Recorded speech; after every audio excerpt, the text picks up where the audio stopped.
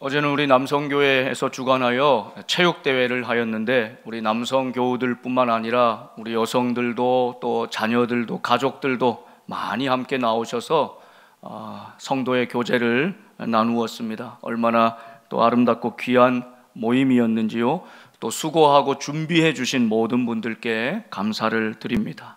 여러분, 우리의 인생에서 내 개인적인 일이나 이런 공동체나 교회의 일에서 우리가 계획한 대로 잘 마치면 그것이 은혜입니까? 아니면 우리가 계획한 대로 되지 않는 것도 때때로 하나님의 은혜일까요? 여러분, 우리는 특별히 계획을 잘하고 주도 면밀한 성향을 가진 분들일수록 내가 꼼꼼히 계획합니다. 시간표도 짜고 준비물도 짜고 인원도 계획하고. 그런데 여러분, 그 계획대로 착착착 맞아떨어지고 되면 그거 잘 되었다, 하나님 은혜다 생각하고요. 내가 계획대로 한 대로 되지 않고 변수가 생기고 문제가 생기고 어려움이 닥치면 이건 하나님의 은혜가 아닌 것으로 여길 때가 많지 않습니까? 여러분, 사도행전은 그런 의미에서 보면 사도들이 계획한 것이 없어요. 사도들이 무슨 계획하고 준비하고 그것을 실행한 것이 아니라 하나님이 앞서 행해 가십니다. 하나님이 앞에 가시는 거예요. 하나님은 앞서서 성령의 역사로 행하시고요, 예수 그리스도의 부활의 능력이 함께 하셔서 이 삼위일체 되신 하나님께서 교회보다 앞서서 우리의 삶에, 교회의 현장에, 이 나라에 역사하고 주관하고 계시는 것입니다. 그리고 나서 사도들은 어찌 보면 정신없이 뒤늦게 수습하면서 주님을 따라가면서 그 뜻을 분별하면서 이게 하나님 뜻이었구나, 그래서 이렇게 하셨구나, 그 뜻을 한 박자 늦게 깨달아가면서 하나님의 은혜를 뒤따르고 있는 모습이 사도행전의 모습이죠.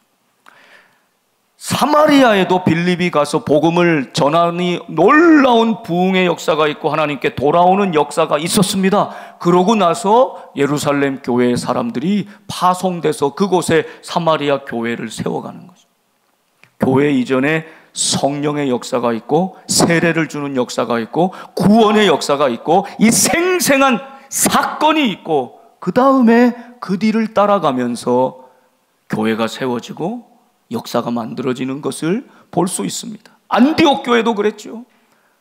예루살렘 교회와는 태생부터가 다른 이 안디옥 교회, 이방인들과 유대인들이 섞여서 다른 언어를 사용하고 다른 문화와 가치관을 가진 사람들이 예수 그리스도 안에 한 몸을 이루어서 안디옥 교회를 만들었던 것입니다.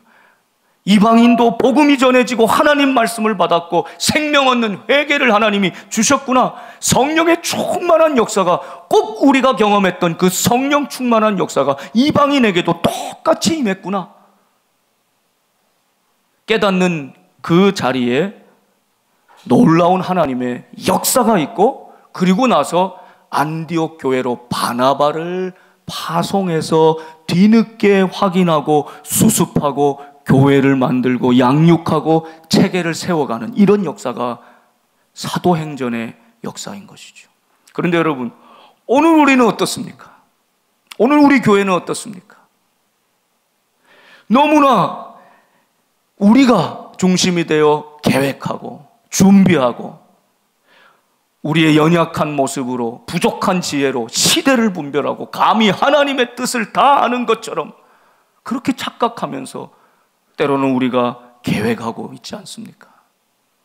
때로는, 여러분, 저는 무계획주의자가 되자, 계획이 필요하지 않다, 이런 말씀을 드리는 것이 아니라 사람이 아무리 계획하고 준비하고 철저하게 그것을 따라간다 할지라도 결코 하나님을 앞설 수는 없으며, 우리는 하나님이 우리의 삶에 행하시는 그 역사를 뒤따르며 그 뜻을 분별하며 그 하나님의 몸된 교회를 세워가는 것, 이것이 하나님이 앞서가시고 우리는 그 뒤를 따라가는 성도의 삶, 교회인 것을 깨닫게 됩니다. 이제 한 해를 마무리하고 내년도 계획을 세우는 이 중요한 때에 사실 저는 더 깊이 몰두하며 오늘 이 말씀도 하나님이 앞서 행하시는 것을 보게 하여 주십시오. 그 하나님의 구원의 역사에 동참하며 뒤따라가게 하여 주옵소서. 내가 앞서지 않고 내가 내 계획을 앞세우지 않고 우리의 어떤 이슈를, 아젠다를 내놓지 않고 하나님께서 기뻐하시고 하나님이 행하시는 그 역사를 우리가 조용히 뒤따라갈 수 있게 하여 주시옵소서. 베드로가 주님보다 앞으로 나설 때 주님은 베드로를 향해 사탄아 내 뒤로 물러가라 말씀하셨지요. 우리가 주님의 뒤를 따를 때 우리는 주님의 제자, 교회가 됩니다. 그런데 어느덧 우리가 주님의 앞으로 행하고 주님을 뒤에서 끌고 당길 때는 우리는 사탄이 되고 맙니다. 이 사실을 잊지 않으며 오늘 말씀에 우리의 귀를 기울여 보십시다. 지금 안디옥 교회에 놀라운 역사가 있었습니다. 얼마나 그곳에서 믿음 생활을 잘했으면 이 대도시 안디옥의 사람들이 그 예수 따르는 이 무리들을 보면서 별명을 지어줬는데 그게 뭐였지요? 5글자? 그리스도인이었습니다. 그리스도께 속한 사람, 이 세상에 살지만 그리스도께 속한 사람, 그리스도 예수께 딱 붙어있는 사람, 그리스도인이라고 하는 별명을 붙여줬습니다.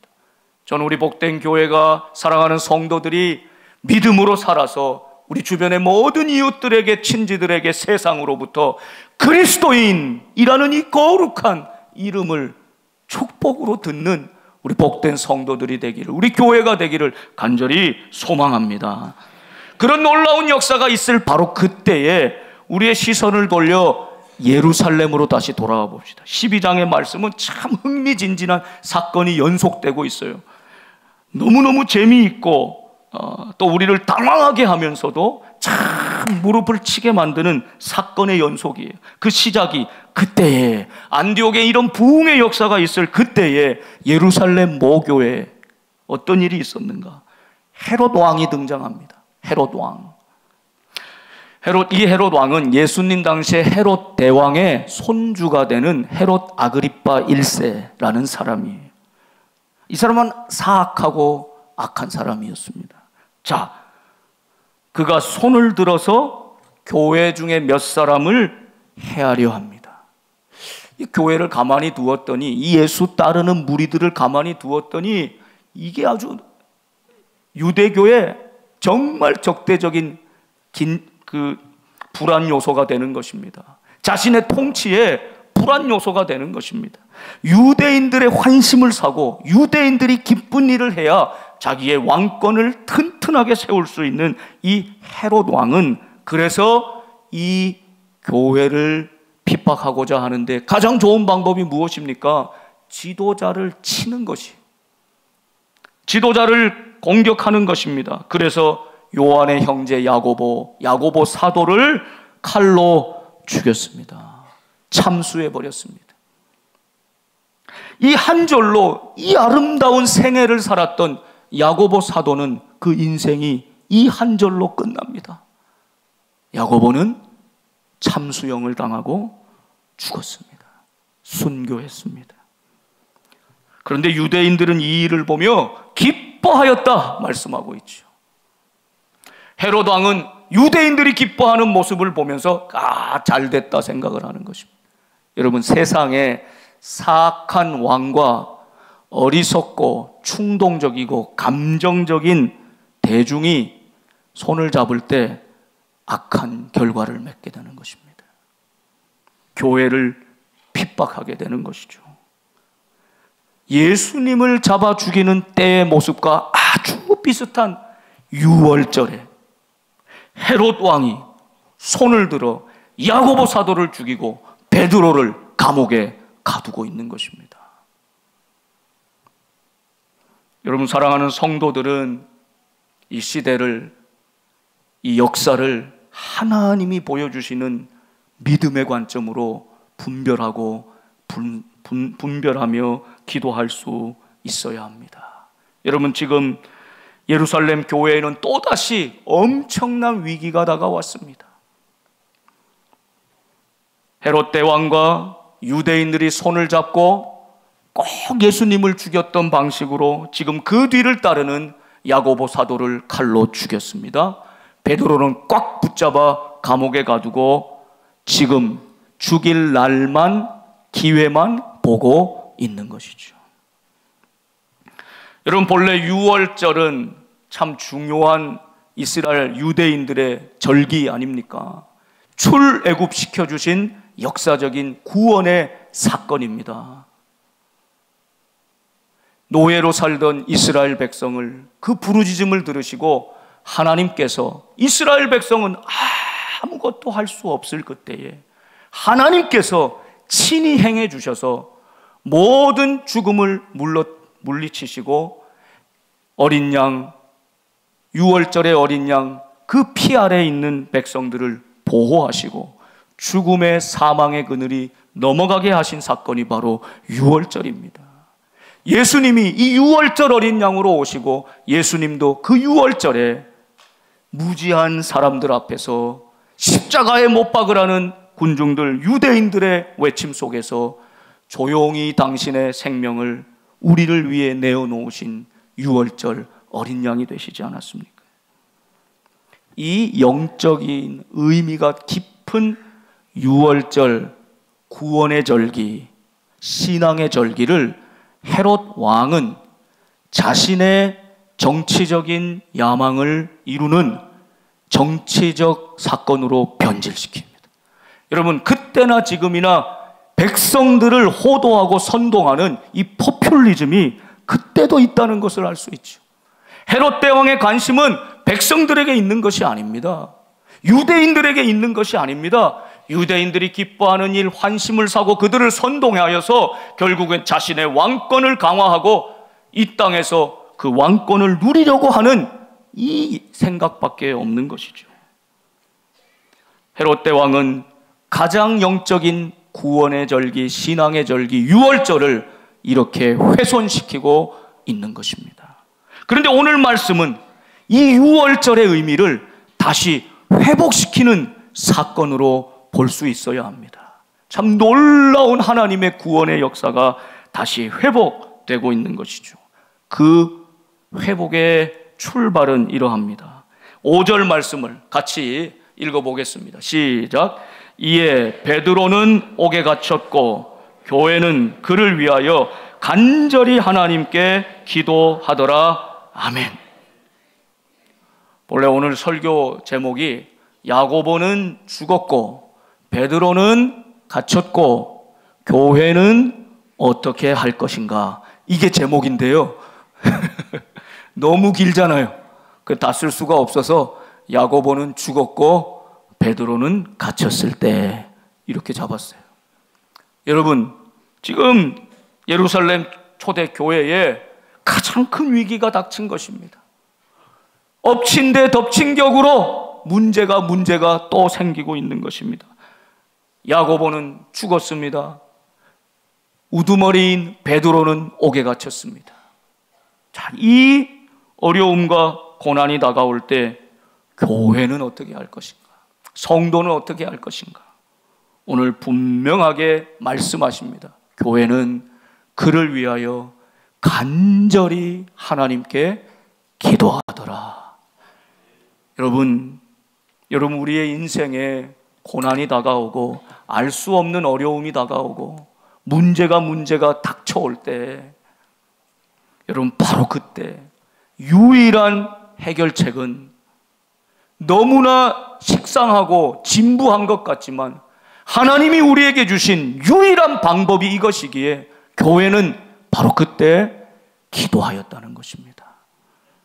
여러분, 그런데 수많은 우리 성도들의 삶을 볼 때 문제가 다가오고 예상치 못했던 어려운 일들이 설상가상으로 다가올 때 기도해야 하는 것을 알지만 기도하지 못하는 경우를 너무나 종종 목격하게 됩니다. 기도할 힘이 없어요. 기도할 힘이 없어요. 기도조차 할 힘이 없는 상태. 여러분, 오늘 다시 하나님 말씀하십니다. 내 삶의 가장 중요한 기둥인 것 같은 야고보가 이미 죽었어요. 절망적인 상황이. 베드로는 갇혔어요. 언제 죽을지 몰라요. 이 불안하고 이 절망적인 어두운 밤 같은 상황에도 성도가 할 수 있는 유일한 방법은 간절히 하나님께 기도하는 것입니다. 여러분, 그것을 믿으십니까? 오늘 다시 한번 마음에 결단하십시다. 여러분, 야고보가 죽었습니까? 베드로가 갇혔습니까? 여러분, 인생의 고난과 문제가 다가왔습니까? 우리가 할 수 있는 것은 하나님 앞에 기도하는 것, 다시 힘을 내어 하나님 앞에 부르짖는 것, 아니 할 수 없으면 탄식으로도 하나님 앞에 나와서 끙끙거리는 것. 여러분, 그 신음소리에도 하나님은 응답하십니다. 주님 앞에 나와야 합니다. 주님 앞에 무릎 꿇어야 합니다. 주님 앞에 두 손을 들어야 합니다. 여러분, 골방에서라도, 사람들이 보지 않는 곳에서라도, 어디서라도, 여러분, 오늘 야고보가 죽었습니까? 베드로가 갇혀 있습니까? 이 엄혹한 위기, 절망적인 상황에도 포기하지 않고, 손을 늘어뜨리지 않고, 우리가 손을 붙들고 하나님 앞에 간절히 부르짖어 기도할 때, 그때 하나님이 일하시기 시작합니다. 하나님이 역사하십니다. 하나님이 앞서 가십니다. 오늘 그 사건을 그대로 보여주는 거죠. 교회는 그를 위하여 하나님 앞에 간절히 기도합니다. 어떤 일이 펼쳐집니까? 6절 이하에는 베드로가 지금 감옥에 갇혀서 풀려나기까지 어떤 과정을 거쳤는지를 아주 생생하게 그림 그리듯이, 사진 찍듯이, 영화를 보여주듯이 보여주고 있습니다. 여러분, 지금 헤롯은 할 수 있는 모든 힘을 동원해서 4명씩 4조를 이루어서 이 베드로 한 명을 감시하는데 적어도 16명의 사람들이 안팎으로 철동같이 감시하고 지켜보고 있습니다. 베드로가 지금 잠자고 있는데 어떻게 자고 있습니까? 6절 보면 두 군인 틈에서 있었다. 그러니까 지금 잠자는데도 두 군인 사이에 베드로가 있는 것입니다. 두 쇠사슬에 꽁꽁 매여서 있었습니다.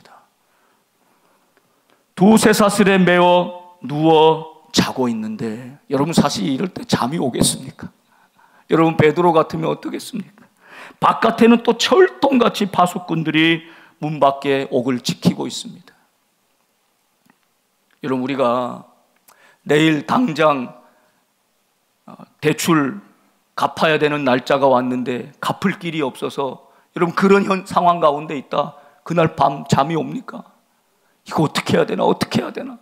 방법은 없고 그냥 발은 동동 구르고, 이 생각 하나만 있어도 편하게 잠을 못 이루는 것 아닙니까?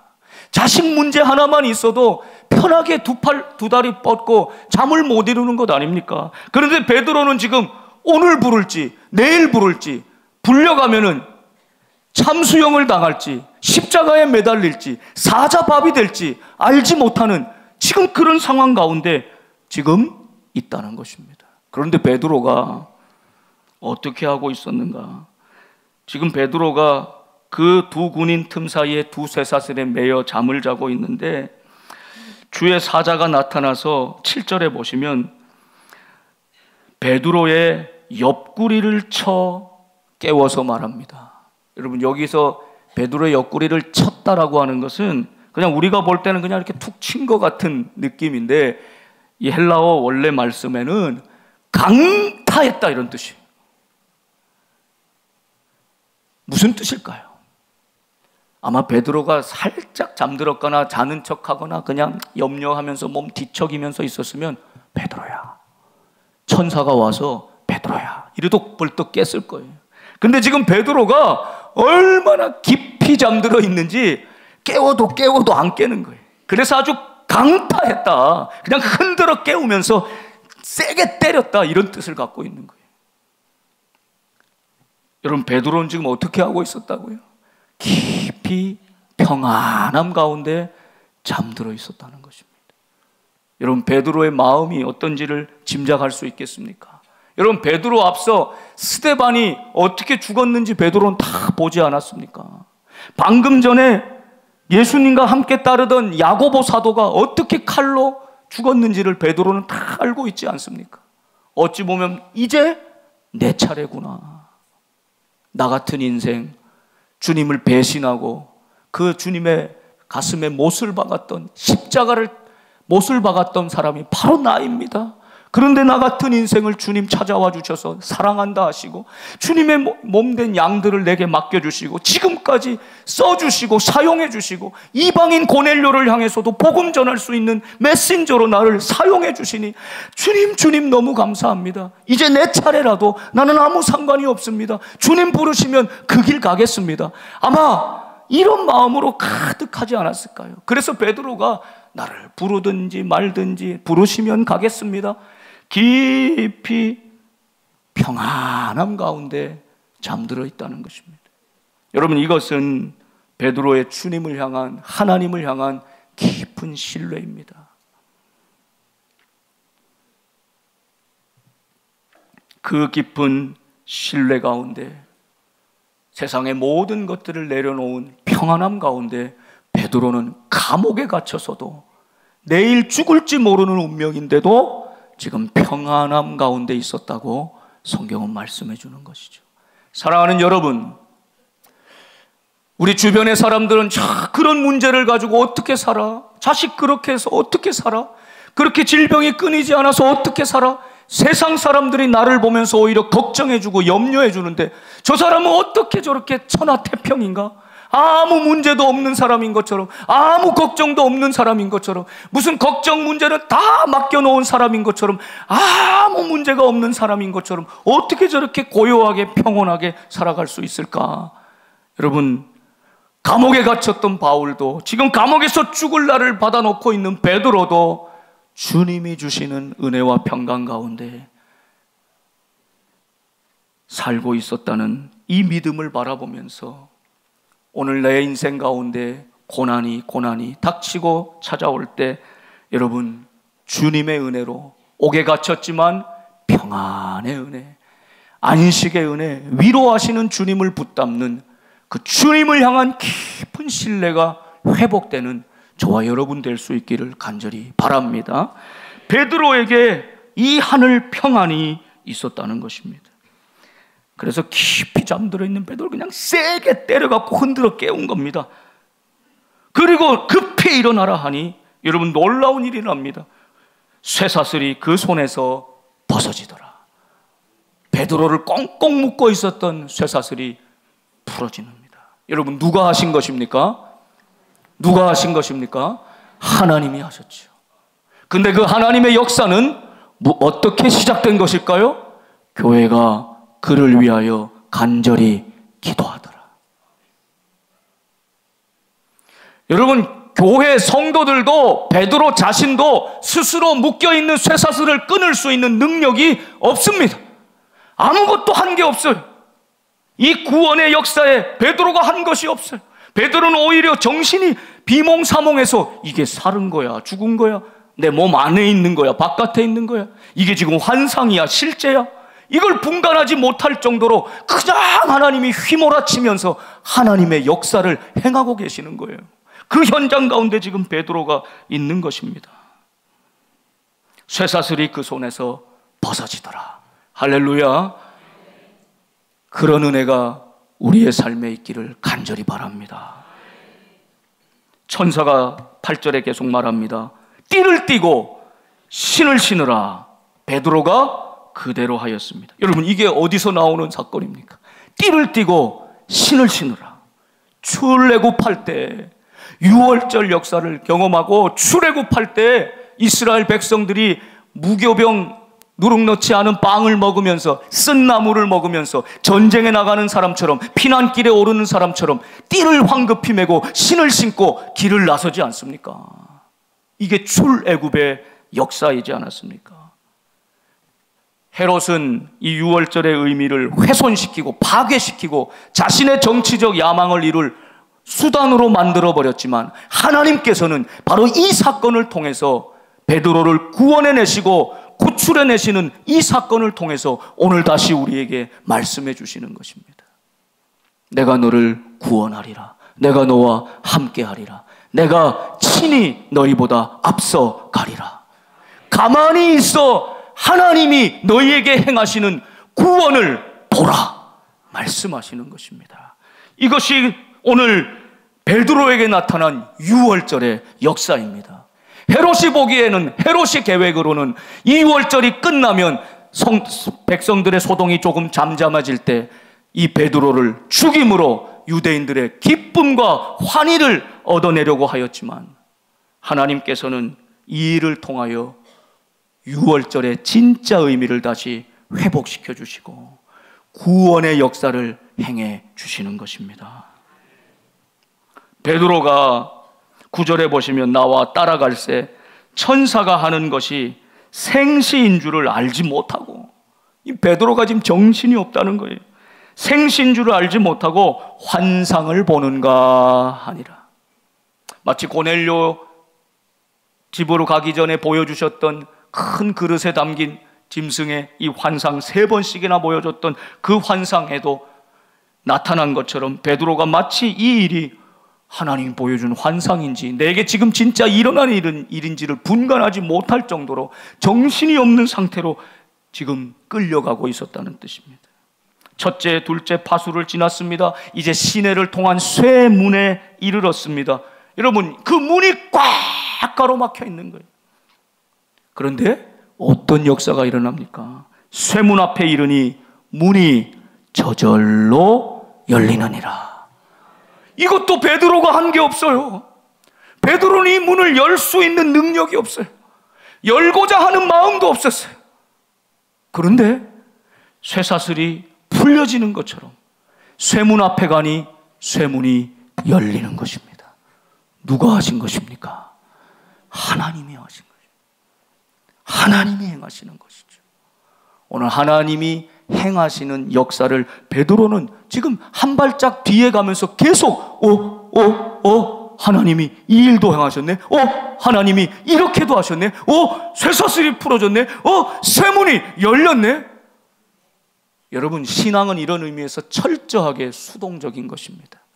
하나님이 역사하시는 것을 따라가는 것입니다. 하나님의 구원의 역사를 기다리는 것입니다. 우리가 할 수 있는 것이 없습니다. 그러나 한편으로 우리가 해야 할 것 있습니다. 기도하는 것이죠. 간절히 하나님 앞에 기도하는 것입니다. 문 열어달라고, 쇠사슬 풀어달라고 기도하는 것이 아닙니다. 하나님의 뜻을 이루어달라고, 하나님의 구원의 역사를 이루시라고 기도했을 뿐입니다. 그런데 베드로에게는 쇠사슬이 풀리고 쇠문이 열리는 놀라운 역사로 나타난 것입니다. 여러분, 우리의 삶에 이 우선순위를 잊지 말아야 합니다.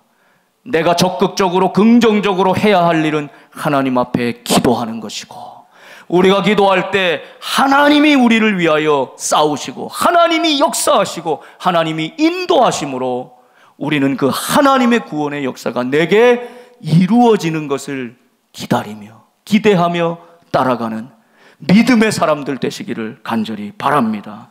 이것이 지금 베드로에게 나타난 놀라운 구원의 역사였습니다. 자, 이제 문이 열렸습니다. 나왔습니다. 감옥에서 나왔습니다. 출애굽하였습니다. 이제 자유를 얻었습니다. 해방시켜 주셨습니다. 그리고 베드로는 한 거리를 지나갔습니다. 그리고 천사가 떠나갔습니다. 여기까지 천사가 성령께서 베드로를 꽁꽁 묶어서 인도하신 것입니다. 주님께서 마치 말씀한 것처럼 네가 늙어서는 두 팔을 벌리니 내가 너를 띠를 띄우고 젊을 때 네 맘대로 갔지만 내가 원하는 곳으로 띠를 띄우고 너를 끌고 가리라. 오늘 꼭 이 말씀대로 된 것입니다. 성령께서 베드로를 묶어서 쇠사슬도 풀고 쇠문도 열게 하시고 베드로를 풀어주신 것입니다. 11절 말씀을 보세요. 우리 같이 한번 읽어볼까요? 11절 시작. 이에 베드로가 정신이 들어 이르되 내가 이제야 참으로 주께서 그의 천사를 보내어 나를 헤롯의 손과 유대 백성의 모든 기대에서 벗어나게 하신 줄 알겠노라 하여. 아멘. 이제 정신이 돌아왔다라고 말씀하고 있는 것이죠. 이게 다른 성경에 보면 베드로가 자기 자신에게로 돌아왔다 이런 의미를 갖고 있어요. 이제 베드로가 자기 자신의 자리로 돌아와 정신을 들고 보니 뒤늦게 하나님이 행하신 일을 보니 깨달음이 있는 것입니다. 아, 주의 천사를 보내셨구나. 나를 그 헤롯의 손, 죽음의 손에서 건져내셨구나. 저 유대인들이 기뻐하고 기대하는 나를 죽이는 그 일에서 나를 벗어나게 하셨구나를 깨닫게 하신 것입니다. 깨달음의 은혜, 반박자 늦게 우리의 인생 가운데 하나님이 행하신 일을 목격하고 깨닫는 은혜, 여러분 이 은혜가 있기를 바랍니다. 베드로가 이걸 진짜 깨달은 거예요. 12절 보세요. 깨닫고 마가라 하는 요한의 어머니 마리아의 집에 갔으면 여기 뭐 있습니까? 사람들이 모여서 기도하고 성령 충만함을 받았던 바로 그 자리잖아요. 지금도 그 자리에서는 어떻게 하고 있습니까? 여러 사람이 거기에 모여 기도하고 있더라. 여러분 이 사람들은 지금, 교회는 지금도 베드로를 위하여 간절히 하나님께 기도하고 있는 중입니다. 재밌지 않습니까? 성도들은 지금 베드로가 풀려난지도 모르고 있죠. 하나님이 어떤 일을 행하셨는지 전혀 모르고 있습니다. 그러니 계속 지금 기도하고 있는 거예요. 베드로 살려달라고, 베드로 구원해달라고, 역사해달라고. 여러분 때로는 우리가 이럴 때가 있어요. 하나님은 이미 역사하시고 하나님은 이미 말씀하시고 하나님은 이미 우리에게 행하셨는데 우린 여전히 기도하고 있는 거예요. 모르고 있는 거예요. 더 놀라운 일이 벌어져요, 여러분. 더 놀라운 일. 그 문 앞에 달했습니다. 이제 베드로가 문을 두드리고 나도 베드로가 왔어. 아마 얘기하지 않았겠습니까? 가장 먼저 들은 이가 있습니다. 조그만 여자아이 로데라고 하는 여자아이였어요. 베드로의 음성이 분명하거든요. 너무 기뻐서 베드로 문을 왈칵 열어주지 않고 지금 다 모여서 베드로 위에 기도하고 있으니까 베드로한테 달려가서 로데가 베드로가 왔어요. 베드로가 분명히 문 앞에 왔어요. 외쳤어요. 근데 그때 사람들의 반응이 기가 막힙니다. 15절 말씀이에요. 같이 읽어봅시다. 시작. 네가 미쳤다 하나 여자아이는 힘써 말하되 참말이라 하니 그들이 말하되 그러면 그의 천사라 하더라. 아멘. 이거 무슨 말입니까? 로데가 분명히 들었어요. 베드로가 왔어요 하니 기도하고 있는 이 사람들의 반응이 뭐예요? 네가 미쳤구나. 로데 이야기를 도저히 믿지 않는 겁니다. 로데가 힘을 주어 참말입니다. 진짜예요. 이야기했더니 그러면 베드로가 실제로 몸으로 온 건 아니고 베드로의 천사를 보내서 베드로 천사가 왔는지 모르겠다. 그러니까 지금 어떤 모습입니까, 여러분? 베드로를 구원하실 하나님을 향한 기도를 드리고 있는 이 사람들이 정작 베드로가 풀려나 문 앞에 와 있는데 하나님의 역사가, 하나님의 임재가, 하나님의 구원의 역사가, 응답이 이미 일어났는데 믿지 않는 것입니다. 믿지 못하고 있는 것입니다. 여러분 이게 우리 신앙인의 함정입니다. 이것이 기도한다고 하는 이들의 함정이 될 수 있다는 거예요. 때로 겉으로는 외형적으로는 기도하고 있어요. 기도 열심히 해요. 기도 자리에 참여해요. 막 부르짖고 기도해요. 그런데 기도하고 있다라는 착각 속에서 정작 하나님의 역사가 이미 역사했고 말씀하셨고 임하였는데 믿지 못하는 것입니다. 저들은 베드로를 위해 간절히 기도했습니다. 하나님은 베드로를 풀어주셔서 그들 앞에 보여주셨습니다. 그런데도 베드로가 살아올 것을 믿지 못하고 미쳤구나. 신앙인의 엄청난 불신앙, 기도하는 사람이 스스로 빠질 수 있는 함정을 주님은 오늘 우리에게 보여주시는 것입니다. 드디어 베드로가 계속 문을 두드니 분명히 누가 왔다 해서 문을 쫙 열었습니다. 그들이 문을 열어 베드로를 보고 반응이 무엇입니까? 놀라는지라. 베드로가 진짜 왔네 하고 놀라고 있다는 것입니다. 여러분 정말 하나님이 베드로를 풀어주실 것이다. 하나님이 베드로와 함께 하실 것이다. 하나님이 뜻하시면 못하실 일이 없다. 베드로가 실제로 살아서 여기 왔을 것이다 라고 생각했다면 베드로를 보고 감사하니라. 베드로 보고 기도에 응답하신 하나님께 감사하니라. 이래야 되지 않겠습니까? 근데 지금 베드로 보고는 귀신을 본 것처럼 놀라고 있는 것입니다. 여러분, 야고보가 죽고 베드로가 갇힐 때, 내 인생의 가장 중요한 일들이 무너질 때, 계획대로 되지 않을 때, 고난과 어려움이 다 물밀듯이 몰려올 때에 성도는, 교회는 행해야 될 한 가지 하나님 앞에 간절히 기도하는 것입니다. 여러분, 기도하되 그 하나님의 응답은 우리가 생각하는 이상, 우리가 상상할 수 없는 방식으로도 역사한다는 것을 오늘 똑똑히 보여주시는 것이죠. 여러분, 이제 우리 앞서 행하시는 하나님의 구원의 역사를 바라보면서 간절히 하나님 앞에 기도하며 내 인생 가운데, 우리 교회 가운데 행하시는 그 하나님의 역사를 뒤따라가면서 하나님의 구원의 역사에 동참할 수 있는 우리 모두가 될 수 있기를 바랍니다.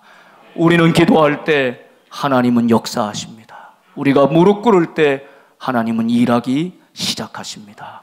그 하나님을 바라보며 이번 한 주간도 믿음으로 승리하는 삶 되시기를 주님의 이름으로 축원합니다. 기도하겠습니다.